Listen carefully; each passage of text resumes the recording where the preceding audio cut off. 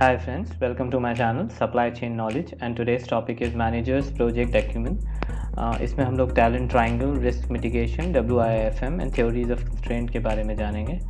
So let's dive in course with your instructor Archit. Basic lineup मैं बता दूं कि ये managers project acumen basically project related है. प्रोजेक्ट मैनेजमेंट में जो हम लोग रहते हैं, आप लोग प्रोजेक्ट मैनेजमेंट कहीं भी जाके किसी भी साइट से पढ़ सकते हैं. वो बहुत सिंपल है कि आपको WBS वर्क ब्रेकडाउन स्ट्रक्चर्स कैसे होते हैं, डिफरेंट फॉर्मेट्स कैसे होते हैं, मिटिगेशन प्लान्स कैसे होते हैं रिस्क के. लेकिन ये जो प्रोजेक्ट एक्यूमेन है ये बेसिकली मैनेजर्स के लिए और हर एक एम्प्लॉय जो भी इंडस्ट्री से जुड़ा हुआ हो, अगर उसको एक्यूमेंस मालूम होंगे तो वो कोई भी प्रोजेक्ट को सक्सेसफुली स्टार्ट करके विद इन टाइमलाइन कंप्लीट कर सकता है और उसको जितने भी चैलेंजेस प्रोजेक्ट्स में आ रहे होंगे वो समझ में आएगा. जैसे आप जान रहे हैं कि आज कंपनी बहुत ही कॉम्पिटिटिव वर्ल्ड है हर एक के लिए, चाहे वो जॉब्स में हो चाहे वो कंपनीज़ में हो, बहुत ही ज़्यादा कंपटीशन है. एंड प्रोजेक्ट जो एक ऐसी चीज़ है वो क्या करती है, वो एक इनोवेशन लेके आती है. अगर आप प्रोजेक्ट्स लेके कंपनी में आते हैं तो आप इनोवेट कर पाते हैं अपनी कंपनी को और वो करंट कंपटीशन के हिसाब से रन कर पाती है. तो प्रोजेक्ट अपने आप में बहुत एक इम्पॉर्टेंट चीज़ है और प्रोजेक्ट्स मैनेजर की एक डिमांड बहुत ज़्यादा है. अगर आप एक अच्छे प्रोजेक्ट मैनेजर बनना चाहते हैं तो ये एक्यूमेन कोर्स आपके लिए बहुत ज़रूरी है, क्योंकि मैंने यहाँ पर सारी चीज़ें डिफ़ाइन की हैं जो आपको एक सक्सेसफुल प्रोजेक्ट मैनेजर में कन्वर्ट कर सकती है. मैंने हर एक चीज़ को टच यहाँ पर किया है और ये इंश्योर किया है कि हम लोग हर एक चीज़ को एक सिंप्लीफाइड वे में समझें. तो चलिए कोर्स में डाइव इन करते हैं. देखिए, सबसे पहले जो मैंने टैलेंट ट्रायंगल का बताया, टैलेंट ट्रायंगल एक्चुअली 3 तरह से होता है. एक तो होता है टेक्निकल प्रोजेक्ट मैनेजमेंट. ये टिपिकली प्रोजेक्ट मैनेजर्स होते हैं जो रिलेटेड टू ITs या जो स्पेसिफाइड अपने डोमेन्स के SMEs होते हैं, सब्जेक्ट मैटर एक्सपर्ट्स होते हैं.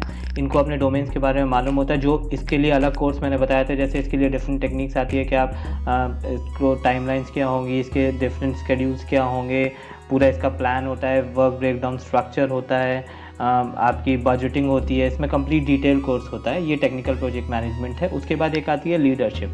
लीडरशिप इस ट्रायंगल में इसलिए इंपॉर्टेंट है कि जो भी आप प्रोजेक्ट स्टार्ट करते हैं उसमें एक लीडरशिप होना बहुत ज़रूरी है.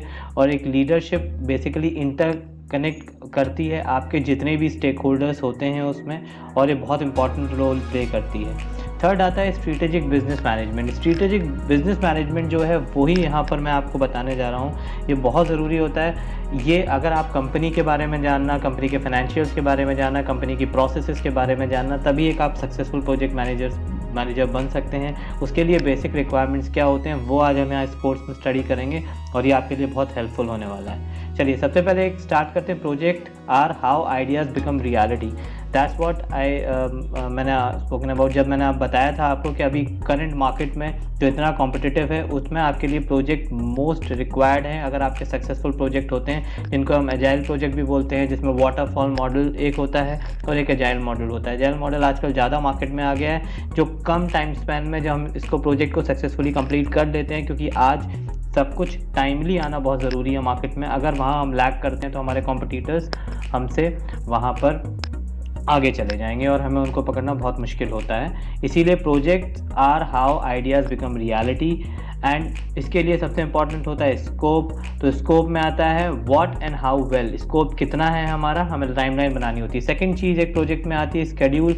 स्केड्यूल बिगनिंग रहती है, उसकी एंड रहती है. यहाँ पर डिफरेंस एक प्रोसेस और एक शेड्यूल में यही होता है कि स्केड्यूल में हमेशा एक बिगनिंग और एंड डिफाइंड होना चाहिए. जब तक आपके पास डिफाइंड टाइमलाइंस नहीं है तब तक आप किसी प्रोसेस को मॉनिटर नहीं कर पाते हैं, और उस हिसाब से अपने टारगेट और अपने KPIs को मॉनिटर करते हुए अगर आप चलेंगे तभी आप टाइमलाइन को फुलफिल कर पाएंगे.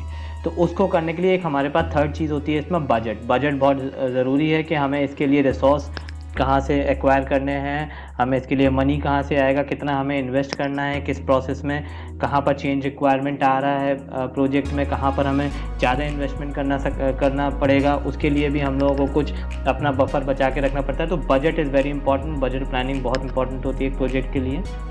और सबसे फिर उसके बाद आती है रिस्क. तो risk is something that could go wrong. जो भी आपके साथ गलत हो सकता है ड्यूरिंग प्रोजेक्ट मैनेजमेंट में वो एक रिस्क है.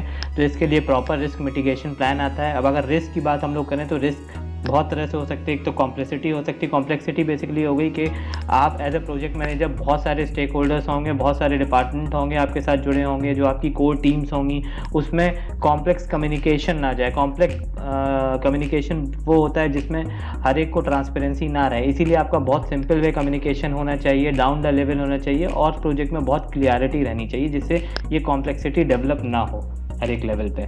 दूसरा नेचुरल डिजास्टर्स होते हैं। नेचुरल डिजास्टर्स कुछ भी हो सकते हैं जिसकी वजह से आपके प्रोजेक्ट में ये टाइमलाइन हैम्पर हो सकती हैं, आपके स्कोप में प्रॉब्लम्स आ सकती हैं। चेंजिंग बिजनेस प्रायोरिटीज़ हो सकती है आपके लिए कोई बजट अलॉट हुआ हो लेकिन कहीं कुछ ऐसी क्रिटिकलिटी आ गई कि आपका कंपनी के पास उतना बजट नहीं है कि आपके प्रोजेक्ट को ऑनगोइंग कर पाएँ, तो आपको वहाँ कन्विंस करना पड़ता है मैनेजमेंट के को कि भाई ये मेरा प्रोजेक्ट बहुत इंपॉर्टेंट है और ये मुझे फाइनेंशियल टर्म्स में इतनी इम्पॉर्टेंट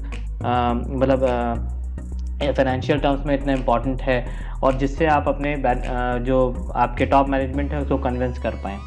अवेलेबिलिटी ऑफ रिसोर्सेज, जैसे मैंने बताया, अगर आप कंपनी के पास कैश की शॉर्टेज है, अगर रिसोर्सेज नहीं है, तो ये भी एक आपके लिए बहुत बड़ा चैलेंज हो जाएगा। आपका टीम मेंबर कोई चला गया जो बहुत ही इंपॉर्टेंट रिसोर्स था उस टाइम के लिए, जिसकी वजह से आपके जो टाइमलाइंस हैं उसमें डिफरेंस आ सकता है, तो ये भी एक बहुत बड़ा रिस्क होता है। और अगर हम लोग रिस्क की बात करते हैं तो अगर हम लोग उसको 30 चीज़ में डिफाइन कर ले तो हमारे लिए ज़्यादा ईजी हो जाता है। इसको हम लोग 30 चीज़ में डिफाइन कर सकते हैं: ग्लोबल, लोकल, सिस्टमैटिक। ये आप के उसमें भी डिपेंड करता है कि आप किस में कर रहे हैं, लेकिन ये बहुत ईजी और ग्लोबली अप्लाइड है कि इसको हम लोग ग्लोबल, लोकल और सिस्टमैटिक में बदल देते हैं। ग्लोबल रिस्क बेसिकली हमारे हाथ में, अगर हम प्रोजेक्ट मैनेजर हैं तो हमारे हाथ में नहीं होते हैं। जैसे अभी समझ लीजिए आप, Covid is a global risk, जिसमें कोई ऐसा पेंडेमिक आया जिससे हर एक चीज़ इफेक्ट हुई है, आपकी डिलीवरीज इफेक्ट हुई हैं, आपके बिजनेसेस इफेक्ट हुए हैं, हर एक इंडस्ट्री पे इसका इफेक्ट आया है, तो ये ग्लोबल है, इस पर हमारी ज़्यादा कंट्रोल नहीं होता है।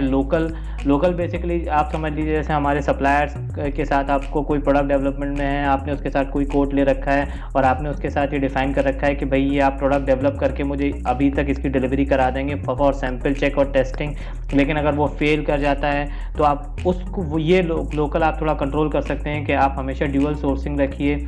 आप ये सोच के रखिए कि आप कहाँ पर उसको अप्लाई करके यूटिलाइज़ कर सकते हैं अपने वेंडर को, कहाँ से वो रिस्क को मिटिगेट कर सकते हैं। इसके लिए कंट्रोल प्लान्स होते हैं। सप्लायर ऑडिट में रहिए, आप ज़्यादा कोलैबोरेटिव रिलेशनशिप बनाइए सप्लायर्स के साथ, जिससे आप इसको मिटिगेट कर पाएँ।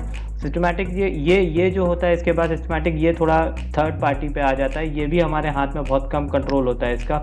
मान लीजिए आपका सब सप्लायर टू सप्लायर का टियर 1, टियर 2, टियर 3 सप्लायर जो हैं, उस सप्लायर के पास कोई प्रॉब्लम आ गई, ग्लोबली प्रॉब्लम आ गई, फाइनेंशियल क्राइसिस आ गई, जिसकी वजह से आपका प्रोडक्ट डेवलपमेंट में प्रॉब्लम आई, तो आप उसको इतना कंट्रोल नहीं कर पाते हैं। लेकिन हाँ, अगर आप लोकल पे थोड़ा ज़्यादा, अगर आप कोलैबोरेटिव आप चलेंगे कोलैबोरेशन से, उसके साथ अच्छी बिजनेस पार्टनरशिप लेके चलेंगे, तो आप इसको भी कहीं ना कहीं तक, किसी लिमिट तक मिटिगेट कर पाएंगे।